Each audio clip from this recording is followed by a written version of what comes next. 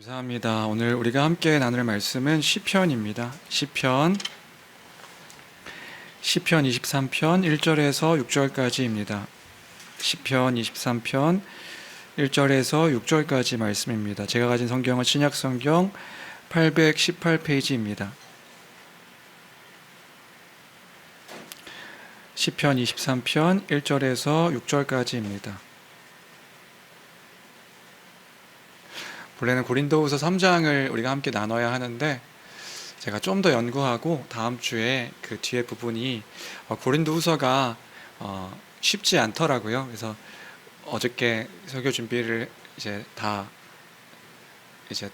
전해야 될 것들은 다시 이렇게 다 썼는데 다 쓰고 난 후에 제가 이제 확신이 좀 들지 않아서 한 번 더 보고 제가 지금 이게 맞는지 한 번 더 보고 다음 주에 다시 3장 후반 3장 7절부터 18절까지 함께 나누도록 하고요. 오늘은 시편 말씀을 좀 함께 나누도록 하겠습니다. 시편 23편 1절부터 6절까지입니다.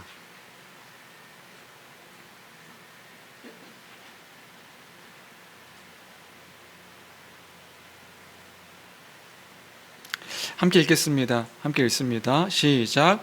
여호와는 나의 목자시니 내게 부족함이 없으리로다. 그가 나를 푸른 풀밭에 누이시며 쉴만한 물가로 인도하시는도다. 내 영혼을 소생시키시고 자기 이름을 위하여 의의 길로 인도하시는도다.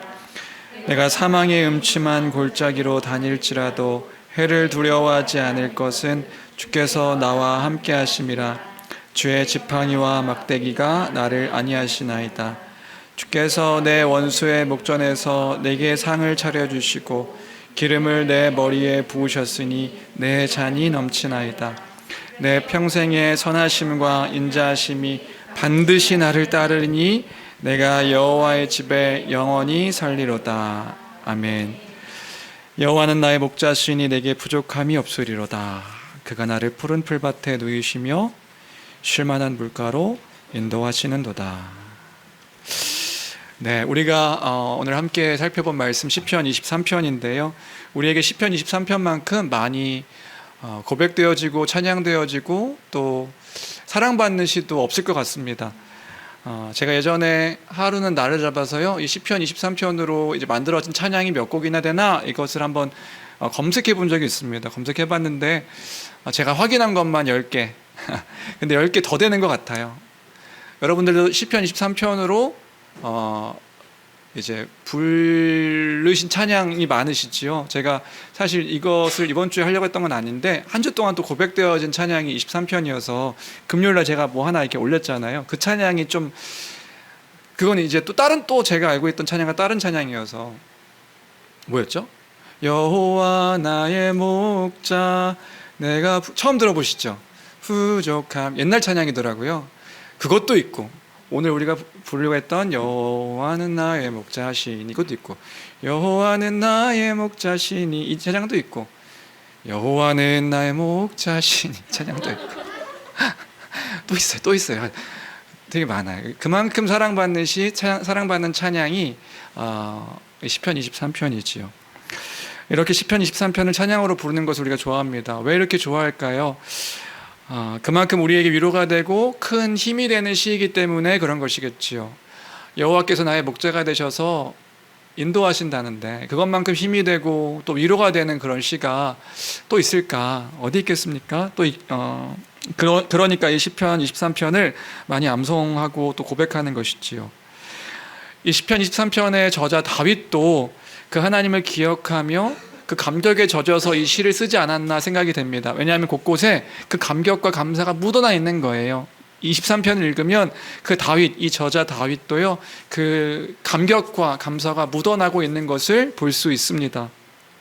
그렇다면 이 시편 23편을 보기에 앞서서 이런 이해부터 하고 넘어가면 좋을 것 같습니다. 뭐냐면요, 다윗은 그럼 이 시편 23편을 언제 쓴 것일까?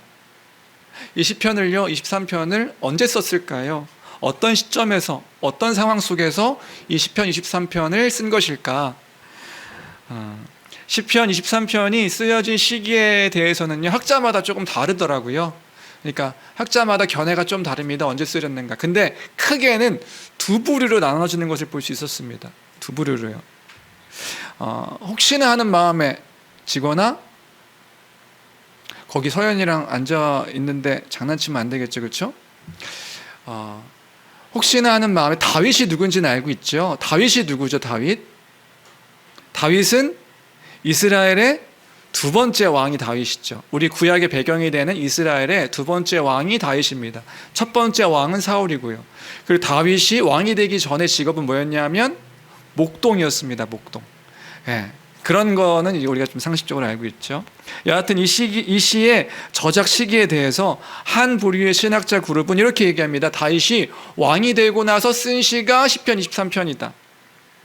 그러니까 그 첫 번째 왕인 사울로부터 큰 어려움을 겪고 난 후에 결국에는 이스라엘의 왕이 되는데, 그 왕이 되어서 모든 주권을 이제 갖게 된 그 왕이 된 후에 쓴 시가 시편 23편이다라고 말하는 한 그룹의 사람들이 있습니다. 다윗에 대해서는요, 여러분들이 다 아시겠지만 다윗의 삶은 평탄한 인생이 아니었습니다. 왕이 되기 전에도요, 평탄한 인생이 아니었죠. 뭐 이렇게 말씀드리면, 목사님, 그 인생 가운데 평탄하지 않은 사람이 어디 있습니까? 물론 그렇지만 우리 삶이 다 평탄하지 않은데, 그럼에도 불구하고 다윗의 인생은요, 평탄하지 않는, 다윗의 인생도 만만치 않게 평탄하지 않은 삶이었습니다. 왕이 되기 전에 이스라엘의 그 첫 번째 왕인 사울의 미움을 받은 거예요. 미움을 받아서요, 그 이방 나라에 가서 미친 척하며 그렇게 도망자의 신세로 살기도 하고요. 그러니까 그냥 살면 안 되니까, 그냥 살게 되면 죽임을 당할 수 있으니까 미친 척하며 살았던 삶도 있고요. 사울이 죽이려고 하자 광야로 도망가서 광야에서 여러 번이나 자신을 그 죽이려 하는 사울의 그 압박 속에서 눈물을 흘리며 밤을 쥐새우며 그렇게 도망자로 살았던 이가 바로 다윗이었습니다. 이러한 큰 어려움을 겪고 난 후에 왕이 되었는데, 그 왕이 된 후에 쓴 시가 시편 23편이다라고 말하는 한 부류의 신학자들이 있습니다. 또 한 부류의 사람들이 있어요. 또 한 부류의 사람들은 다윗이 이때 쓴 시다. 다윗의 아들 압살롬의 반란으로 인해서 죽음의 고난을 당하게 되거든요. 그 반란 후에 다시 왕궁으로 돌아와 지어진 시가 시편 23편이다 라고 말하는 사람들도 있습니다.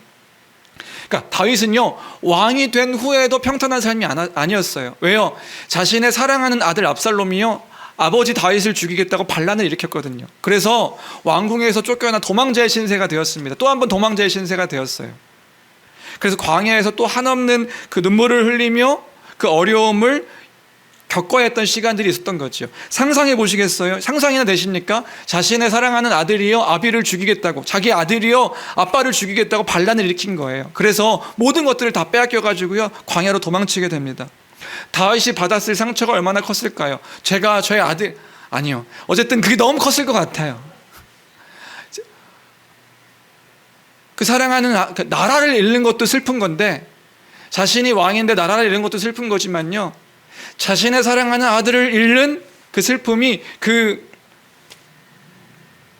너무나도 컸을 거란 말이지요. 그때의 도망자의 신세가 되었는데, 그 도망자의 신세 가운데 다시 그 압살롬을 죽이고, 그리고 압살롬 자신의 아들이 죽거든요. 그것 때문에 슬퍼하는 다윗의 그 기록들도 있고요. 그 후에 왕궁으로 돌아와서 쓴 시가 23편이다라고 말하는 신학자들도 있습니다. 시편 23편이 언제 쓰였냐? 한 그룹은 그 사울의 그 고난 후에, 사울이 그 박해와 고난이, 죽음과 같은 고난이 있은 후에 왕이 되어서 쓴 시다. 또 한 그룹은 왕이 된 후에 그 압살롬의 반란을 이제 제압하고 왕궁으로 돌아와서 쓴 시가 시편 23편이다. 그게 두 그룹으로 나눠지는 거예요. 어떤 것을 선택하는 게 좋을까요? 사실 저는요, 어떤 것을 선택하든 상관없을 것 같습니다. 이것을 시편 23편이 이때 쓰였다, 저때 쓰였다, 언제 쓰였는지 그건 중요하지 않은 것 같아요. 또 중요한 건 뭐냐면요, 우리가 분명히 기억해야 될 것이 있습니다. 그게 뭐냐면 이 시가요, 다윗의 삶 가운데 치욕과 고난의 세월 그 후에 쓰여진 시가 시편 23편이라는 것, 우리가 그것을 기억할 필요가 있는 것 같아요. 그러니까 이런 거죠. 그저 아무런 고민 없는 삶을 노래하는 그러한 시가 아니라는 것입니다. 그냥 막 그 평온한 평탄한 삶이었다는 것들을 노래하는 그런 시가 아니었다는 거예요. 이런 거죠. 우리가 아까 찬양의 고백처럼 지금까지 지내온 것이 주의 크신 은혜라, 한이 없는 그의 사랑 어찌 이루 말하랴. 이러한 고백으로 그때 하나님께서 그 고난과 죽음 가운데, 그 치욕 같은 삶 가운데서의 그것들을 겪고 난 후에 그 하나님의 은혜를 기억하며 쓴 시가 시편 23편이다. 이런 고백으로 쓰여진 시가 이 시편이라는 것들을 우리가 기억할 필요가 있다는 거지요. 그러니까 이러한 인생의 험난한 파도를 겪고 난 후에 기록된 이 시편 23편의 글을요, 어떤 사람은 이렇게 표현하는 것도 읽은 적이 있습니다. 뭐라고 표현했냐면요, 저 한없이 깊은 우물 속에서 길러낸 시원한 생수와 같은 맑은 믿음의 고백이라. 무슨 말인지 내세요? 저 한없이 깊은 우물이 있어요. 그 우물 속에서 이렇게 길러낸 시원한 생수와 같은 맑은 믿음의 고백이다. 그게 이 시편 23편이다. 이렇게 말하는 사람도 말하는 그 책, 이걸 해설한 어떤 사람이 글을 본 적이 있습니다. 그래서 저는 이 시편 23편을요, 뭐라고 좀 제목을 지어봤었냐면요, 다윗의 인생 회고록이다. 그 회고록 속에서요, 다윗은 그걸 얘기하고 있는 거예요. 자신의 인생 가운데서 하나님은 이런 분이셨습니다, 하나님은 이런 분이십니다, 고백하는 것이 시편 23편의 내용이란 말입니다. 하나님은 이런 분이십니다, 하나님은 제게 이런 분이셨습니다, 하나님은 우리에게 이런 분이십니다. 그게 시편 23편 1절인데요. 우리 1절 말씀 같이 함께 읽을까요? 1절입니다. 우리 잘 아는 말씀이지만, 외우고 있는 말씀이지만 함께 읽도록 하겠습니다. 함께 읽습니다. 시작. 여호와는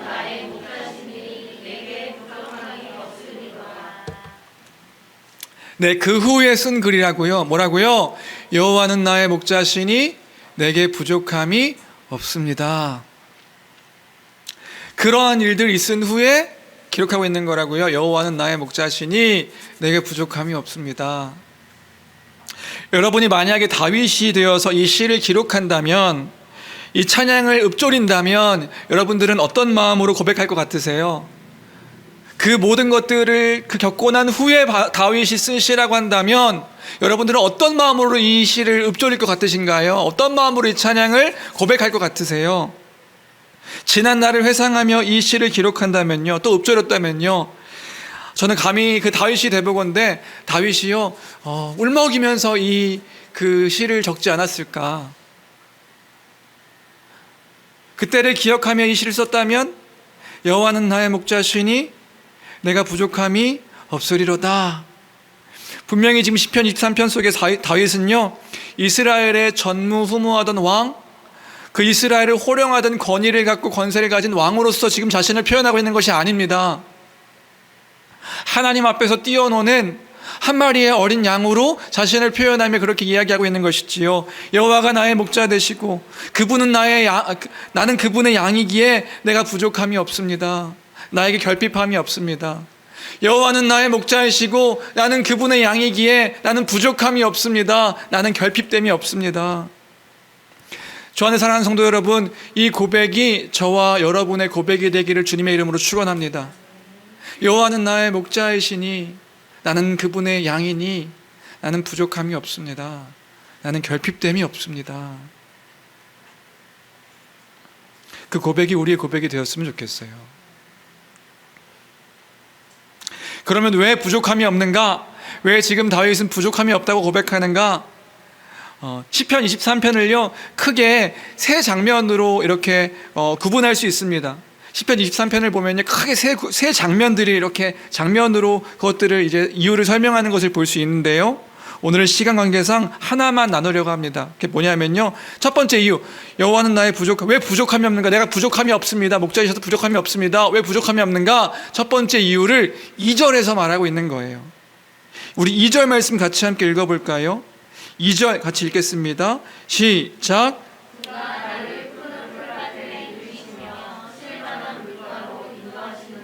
네, 왜 여호와는 나의 목자이시니 내가 부족함이 없느냐? 그가 나를 푸른 풀밭에 놓이시고 쉴 만한 물가로 인도하실 것이기 때문에 내가 부족함이 없다. 그 고백을 하고 있는 거죠. 푸른 풀밭과 쉴 만한 물가 가운데 누이게 하실 것이기 때문에 그 인도하실 것이기 때문에 부족함이 없다. 우리는요, 이 2절을 읽으면서 어떤 상상을 하게 됩니까? 어떤 상상을 하시게 되죠? 우리가 눈을 감고 묵상할 수만 있다면 그런 상상을 하게 되는 것 같아요. 뭐냐면요, 가본 적도 없지만, 저는 가본 적도 없어요. 가본 적도 없는데 그냥 사진에서 본 것들이 있어가지고, 그 대관령의 그 푸르른, 맞나요? 대관령을 안 가봐가지고 대관령에 푸르른 목장이 있나요? 그 사진을 봐가지고요, 그 대관령의 푸르른 목장을 이제 생각하면 거기에서 뛰노는 양들을 떠올릴 수 있을 것 같습니다. 또 하나, 미국의 텍사스에 목장이 있다죠. 미국의 텍사스 목장의 그 푸르른 풀, 그것들을 우리가 이제 떠올리게 될 수 있을 것 같아요. 그 푸르른 초원이, 저 푸른 초원이 가본 적도 없지만 그림 같은 집을 지어졌는데 막 거기에 뛰노는 그 양들, 그것들을 우리가 이제 상상하게 되는 거지요. 본문에도요, 그러한 우리의 상상을 확증케 하는 단어가 있습니다. 그게 뭐냐면요, 재미있는 단어인데요, 푸른 풀밭에 누이신다는 단어예요. 푸른 풀밭에 누이신다는 단어가 히브리어로 뭐냐면요, 라바츠라는 단어입니다. 라바츠라는 단어인데, 이렇게 그렇게 뜨는군요. 라바츠라는 단어예요. 라바츠라는 단어인데, 이 단어의 원어 의미는 뭐냐면요, 내뻗다, 드러눕다, 이런 단어예요. 그냥 이런 거죠. 내뻗어서 누워 있는 거예요. 그냥 대자로 누워 있는 그런 그림을 상상할 수 있는 단어, 푸른 풀밭에 누이시며. 얼마나 좋습니까? 상상만 해도 좋습니다. 그렇지 않으신가요? 상상만 해도. 그게 우리라고 한다면 얼마나 행복한 일이겠어요.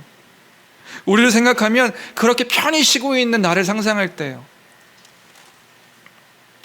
반복되는 일상 속에 찌들어 있는데 저 푸른 초원 위에, 저 푸른 그 풀밭 위에 대자로 아무 걱정 없이, 아무 염려 없이 누워있는 나를 생각해 보건대 생각만 해도, 상상만 해도 기분이 좋습니다.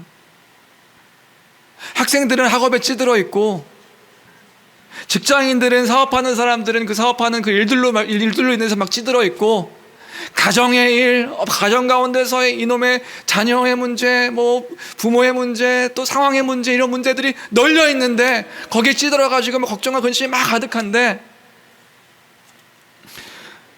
대자로 뻗어서 쉬는 겁니다. 상상만 해도 너무나도 행복한 일인 것 같아요. 이런 상상을 해봤습니다. 무슨 상상을 해봤냐면요, 우리에게 10일간, 열흘간 아무 일도 하지 않아도 되는 휴가가 주어진다면 우리에게 어떨까? 물론 돈도 주어지고요. 휴가만 주어지면 안 되고 돈도 주어진다면, 애들도 누가 본답니다. 그냥 나에게 오롯이 아무것도 하지 않고, 아무 생각하지 않고 그 나에게 주어질 수 있는 시간들이 10일만 주어진다면 여러분 어떠실 것 같으세요? 너무 기분 좋지 않을까요? 그냥 상상만 해도. 어디 가고 싶으세요? 바다? 산? 어디 가고 싶으세요? 어디요? 밀린 집안일을 해야 된다, 이런 거 말고요. 집안일이 밀려가지고 이런 거 말고 그냥 오롯이 주어질 수 있는 시간들이 열흘이 있다, 나 혼자 쓸 수 있는 시간이 열흘이 있다, 그렇다고 한다면요,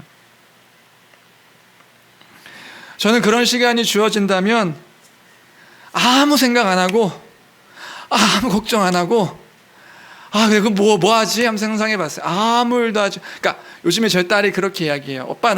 아빠 저랑 약속해요. 무슨 약속 한 줄 아세요? 아빠 하루에 5가지만 생각하기로 약속해요. 아빠 5가지만 생각하세요. 저랑 약속해요. 왜요?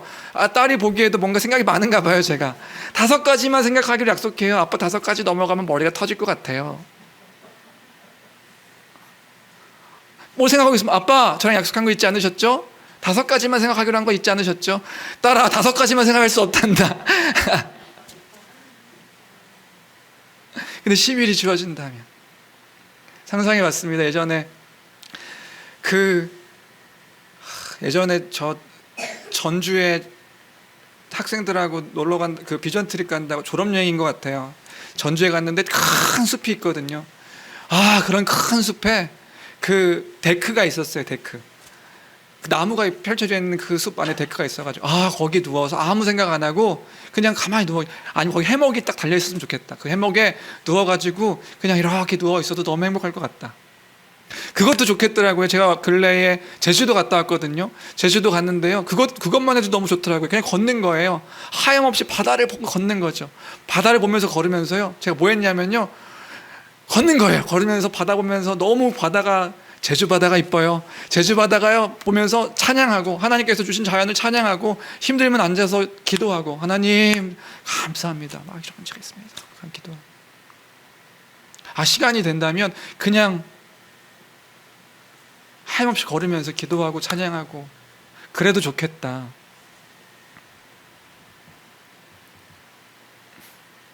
그때 그 느낌? 이런 느낌 좀 아시죠 다들?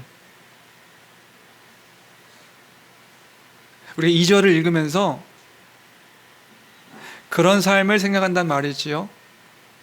그런 상상을 한단 말입니다. 여호와는 나의 목자이시니 내가 부족함이 없습니다. 그가 나를 푸른 풀밭에 누이시며 쉴만한 물가로 인도하시기 때문입니다. 그가 나를 푸른 풀밭에 누이시며 쉴만한 물가로 인도하시는도다. 양들이 그러지 않았겠는가? 하나님이 그렇게 나를 인도하셨으면 좋겠다. 주 안에 사랑하는 성도 여러분, 그런데 오늘 본문에 그 고백하는 다윗의 고백은요, 그런 고백이 아닙니다.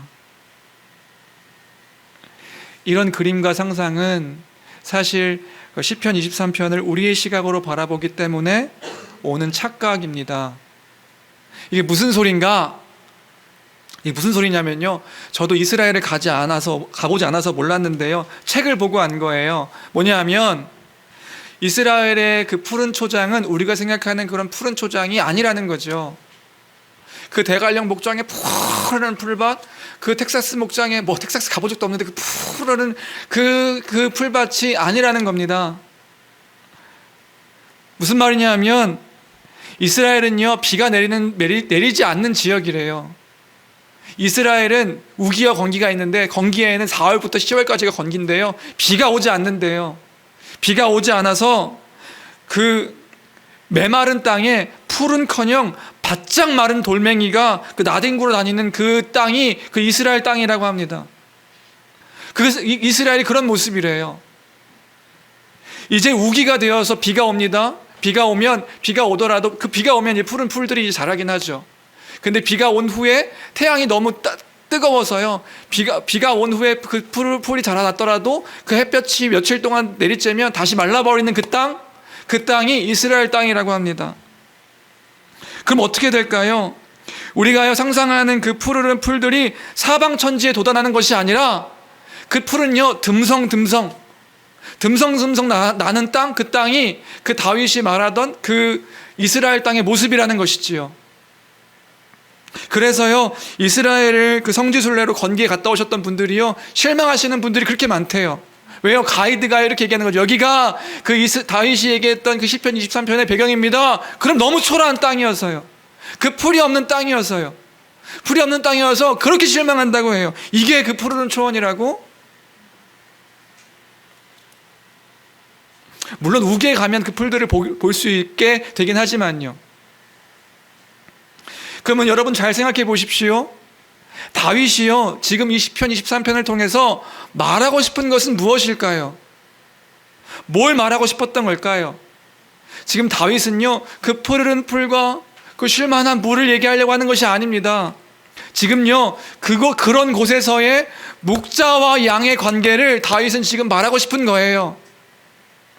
목자는 무엇을 했겠습니까? 그런 상황 가운데서 목자는 무엇을 했을까요? 아마 그 푸르른 풀들을 찾아 헤매는 자가 목자였을 거예요. 그 양들을, 그 푸른 풀을 먹여야 되니까요. 그 풀을 찾기 위해서 헤매는 그 자가 목자였을 거예요. 그러다 양들이 풀을 다 먹고 풀이 사라지게 되면, 시절이 지나서 땅에 풀이 사라지면 그 땅에 풀이 나는 다른 지역으로 이주하며 여러 날을 걷는 수고를 해야 하는 사람들, 그 사람들이 목자인 것이지요. 목동이던 시절에 다윗이 그랬거든요. 그러다가 그 양들을 끌고 그 풀을 찾아서 다니다가 사자가 나타나고 늑대가 나타나면요, 그 양들을 위협하는 그런 동물들이 나타나면요 목숨을 걸고 싸우는 거예요. 그 사자와 그 늑대들을 목숨을 걸고 싸우는 거죠. 돌맷돌로 물맷돌로 던져가지고 쫓아내기도 하고요, 그 양들을 지키기 위해서요. 그것이 바로 목자의 삶이란 말입니다. 결국 다윗은 지금 이 시편을 통해서 고백하고, 또 무엇을 고백하고 무엇을 지금 이야기하고 싶은 것일까? 다윗은 그저 태평하고 한가로이 논의는 양을 기억하라고 말하고 싶었던 것일까? 조금 더 편해질 것이고 조금 더 나아지는 삶을 노래하고 찬양하고 있는 것일까? 아니란 말이지요.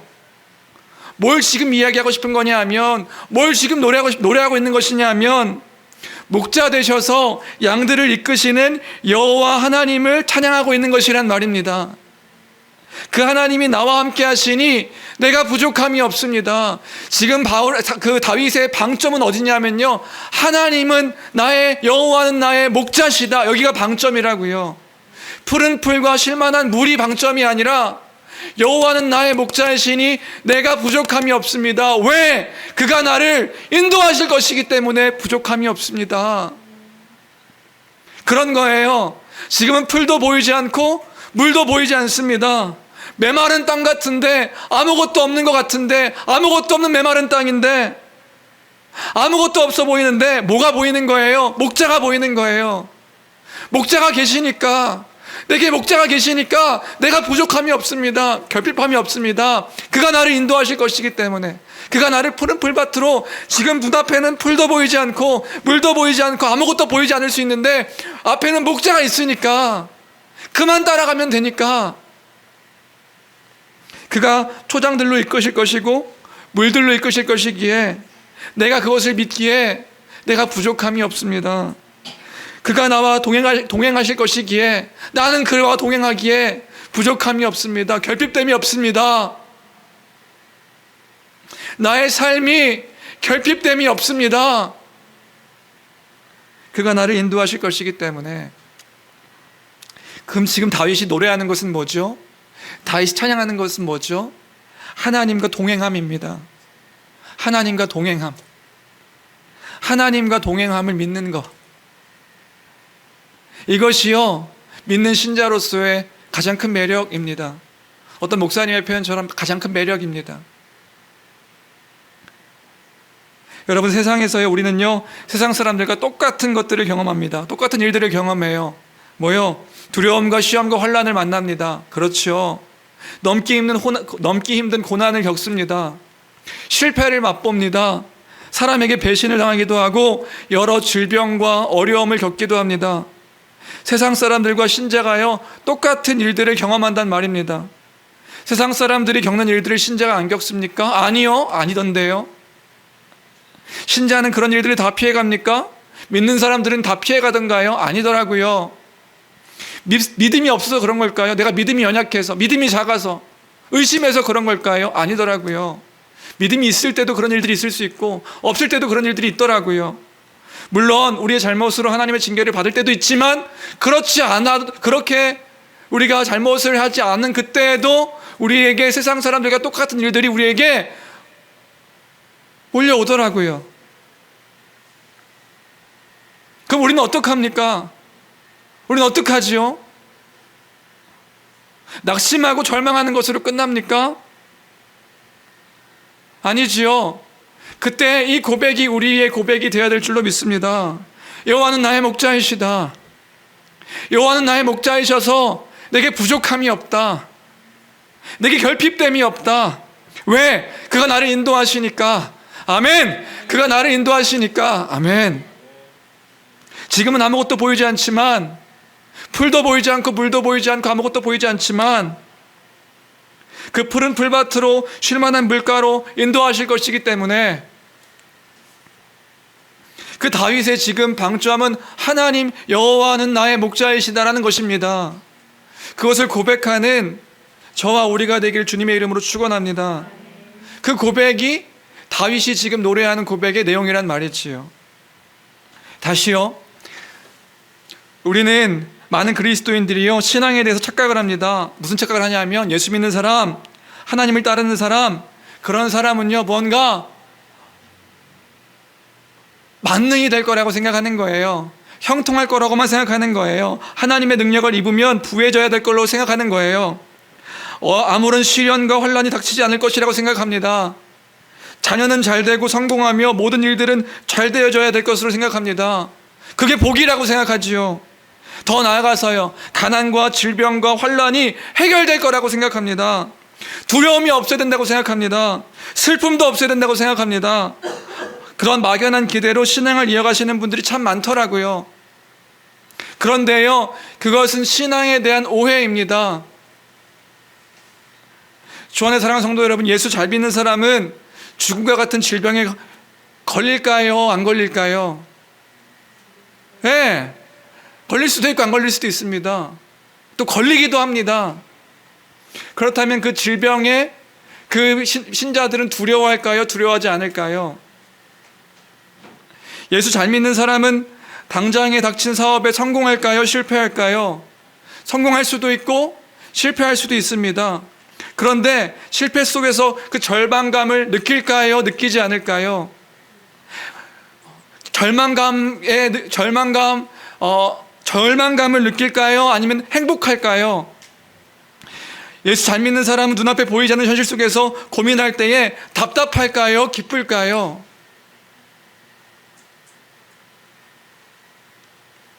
저한테 물어보시겠습니까? 저한테요?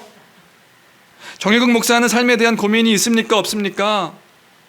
목사님은 있습니까? 없습니까? 아시는 분들은 너무 잘 아시지요? 네, 있습니다. 너무 많아요. 그냥 조금이 아니라 너무 많아요. 때로는요, 두렵습니다. 너무 두렵습니다. 두려울 때가 있어요. 때로는 약한 육신의 질병을 경험할 때요, 그 죽음을 생각하면 엄청난 공포에 휩싸이기도 합니다. 물질적인 고민이 들고 상황에 어려움이 있을 때 소스라치게 놀라며 괴로워할 때도 있습니다. 그 괴로움이요, 하루 이틀로 해결되지 않을 때가 있어요. 여러분, 그것이 우리의 인생 아닙니까? 그렇지요. 우리에게 닥친 인생의 모습이 그런 모습이지요. 예수 믿는 사람들에게 그런 일이 없습니까? 아니요, 있다고요. 그런데 그런 일들이 없는 것이 아니라 그런 일들이 있는데 우리에겐 믿음이 있는 것이란 말입니다. 무슨 믿음이 있어요? 그 가운데서도 분명한 것은 내가 그럼에도 불구하고 하나님을 믿고 있다는 사실이 내게 위로가 된다는 것입니다. 그가 누구이신데요? 오늘 다윗의 고백처럼 그가 여호와는 나의 목자이시다. 그가 나의 목자이시다. 그 목자면 어떻게 되시는데요? 그가요, 인도하시는 거예요. 그것을 믿는 거죠. 그 인도하심을 믿는 것이란 말입니다. 두려움이 없고 염려가 없고 우리 가운데 상황에 펼쳐진 상황 가운데 되어지는 일들이 없는 가운데 있다. 그게 되어지는 일들만 있는 게 아니라 내가 계획된 것들이 다 잘 되고 다 형통하고 이런 일들만 있는 게 아니라 그런 일들이 안 될 때에도 우리에게 무슨 믿음이 있는 거냐면 여호와는 나의 목자이시다. 그가 나를 인도하신다. 그가 나를 놓지 않으신다. 그가 나를 그 구원의 길로 인도하신다. 가장 선하신 길들로 인도하신다. 이걸 통해서 주의 영광을 선포하시며 드러내며 나타내신다. 이 믿음이 우리에게 있는 것이지요. 그것으로 우리가 그 믿음으로 우리가 살아가는 것이란 말입니다. 다윗이 고백했던 그 고백인 거예요. 영원히 함께 하시는 그 목자를 향한 고백이었던 것입니다. 주 안에 사랑하는 성도 여러분, 여호와는 영원한 우리의 목자가 되실 줄로 믿습니다. 그 누구도 그 하나님의 사랑에서 끊을 수 없다 하였습니다. 우리를 놓지 않으시고 우리를 인도하시며 그 인도하심 가운데 주의 선하신 일들을 이뤄가시는 그 구원의 일들을 반드시 이뤄가시는 우리 하나님이신 줄로 믿습니다. 그렇기에 두려워하나 그 두려움 가운데서 넉넉히 이길 수 있는 우리인 것이지요. 그 두려움이 없는 것이 아니라 두려움 가운데서도 넉넉히 이길 수 있는 우리가 되어지는 줄로 믿습니다. 말씀을 정리합니다. 우리가 이 믿음의 고백이 우리의 믿음의 고백 되었으면 좋겠습니다. 여호와는 나의 목자이시다. 나의 목자이시니 내게 부족함이 결핍됨이 없다. 왜? 그가 나를 인도하실 것이기 때문에. 그가 나를 인도하실 것이고 또 인도하고 계시기 때문에 이 믿음으로 우리의 그 삶과 상황과 형편 가운데 지금 우리에게 처해져 있는 그 일들 가운데 이 믿음의 고백으로, 이 믿음의 고백을 그럼에도 불구하고 고백하며 그 하나님을 신뢰할 수 있는 우리 모두가 되길 주님의 이름으로 축원합니다. 그 믿음의 고백으로 우리 찬양 함께 고백했으면 좋겠는데요, 다 까먹어도 이 찬양이 우리의 찬양 그 한 주간의 고백이 되었으면 좋겠습니다.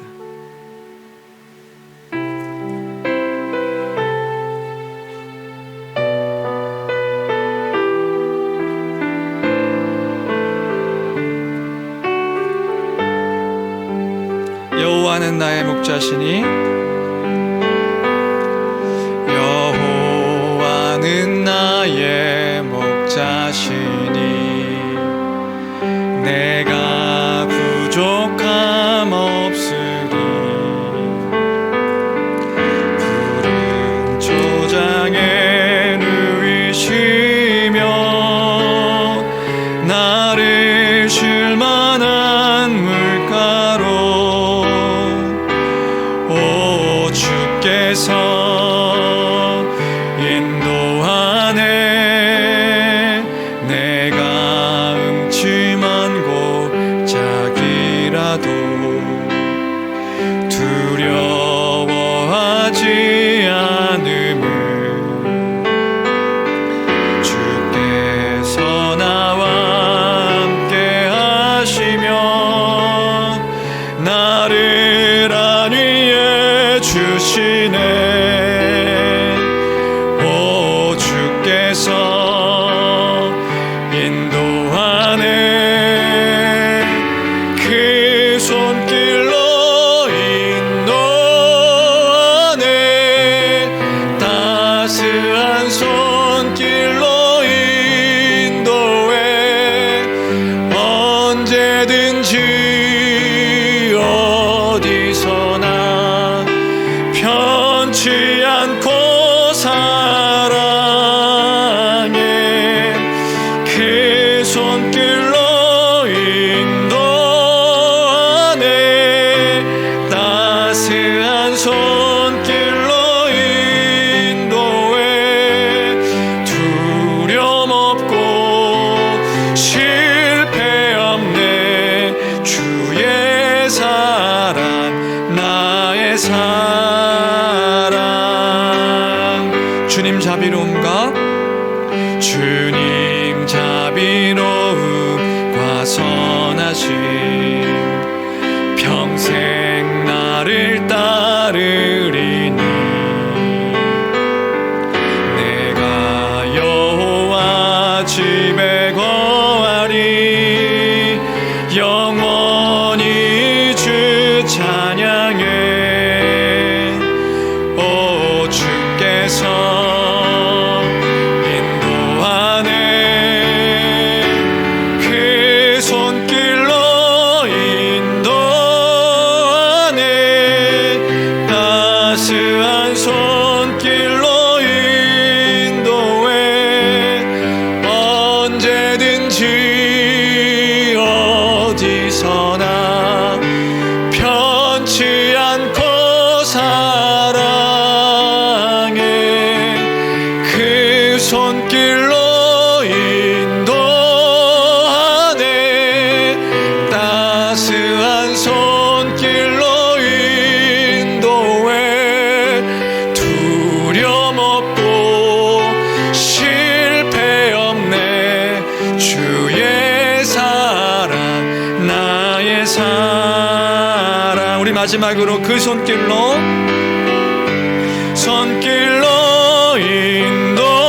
인도하네.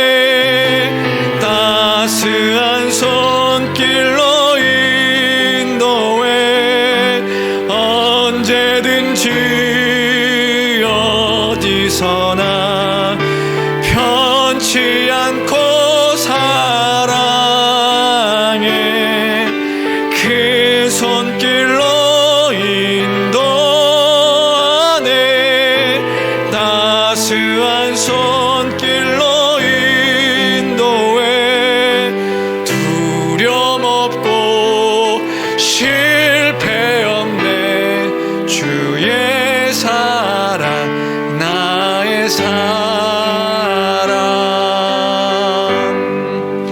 우리 이 시간 기도했으면 좋겠습니다. 기도할 때에 하나님, 우리에게 믿음을 허락해 주십시오. 주님, 우리에게 은혜 허락해 주십시오. 하나님은 나의 목자이시니 부족함이 없습니다. 이 믿음의 고백이 참된 우리의 믿음 고백되게 하여 주십시오. 이런 기도의 제목으로 함께 기도했으면 좋겠습니다. 주님이 나를 인도하시니, 그 모든 것 가운데 인도하시니 부족함이 없습니다. 주님을 선포하는 우리의 삶이 되게 해달라고, 우리의 모든 것들 가운데 더 크신 주님을 의지하는 우리가 되게 해달라고, 이런 기도의 제목으로 우리 함께 기도하며 나가도록 하겠습니다. 함께 기도하시겠습니다. 존귀하신 귀하신 하나님 아버지 은혜와 사랑을 감사합니다. 날마다의 은혜 가운데, 그 은혜 가운데 거하는 우리의 삶이 될 수 있도록 주여 도와주옵소서. 주님, 그 믿음이 우리에게 필요합니다. 주님, 그 은혜가 우리에게 필요합니다.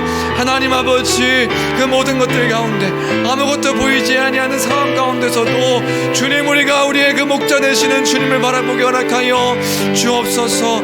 풀도 보이지 않고 물도 보이지 않고 계획됐던 것들이 되어지지 아니하는 그런 현실 속에서도 주님이 우리의 목자 되심을 기억하게 도와주옵소서. 우리를 인도하시는 주님이심을 선포하며 고백하는 우리의 삶이 될 수 있도록 아버지 하나님, 우리에게 믿음 허락하여 주시기를 간절히 빌고 원하옵나이다. 우리에게 은혜 허락하여 주시기를 간절히 빌고 원하옵나이다. 하나님 아버지, 우리가 그 믿음 가지고 주님 넉넉히 이길 수 있도록 도와주옵소서. 아버지 하나님, 여전히 답답하고 슬퍼할 수밖에 없는 일들이 우리에게 있음을 고백합니다. 연미하며 근심하며 걱정할 수 있는 일이 우리에게 산적해 있음을 고백합니다. 주님, 우리가 지금까지 우리가 지내온 것이 주의 은혜임을 다시금 기억하며 다윗의 믿음의 고백이 우리의 고백이 될 수 있도록 주여 도와 주시옵소서. 수많은 일들 가운데 지금까지 우리를 인도하신 주님을 우리가 신뢰하나이다. 주님, 앞으로의 인생 가운데 그 구원의 길로 인도하실 그 주님을 신뢰하나이다. 하나님 아버지, 우리를 거두지 아니하시며 실패 없이 이끄실 그 하나님을 의지하며 살아가는 우리의 삶이 될 수 있도록 주여 축복하여 주옵소서. 아버지, 우리에게 믿음 허락하여 주시기를 간절히 빌고 원합니다. 주님, 믿음을 넣으셔서 하나님 아버지, 주의 살아계심을, 주의 인도하심을, 주의 도우심을, 주의 돌보심을 우리가 의지하게 도와주옵소서. 아버지 하나님, 우리의 목자 되십니다. 우리가 이 시간 선포합니다. 아멘. 주 예수여, 그 주님이 우리의 주님 되심을 기억하며 그 인도하신 주님을 바라볼 수 있도록 주여 도와 주옵소서. 아버지, 우리의 믿음 가운데 함께 주시기를 간절히 빌고 원하옵나이다. 주님, 아버지,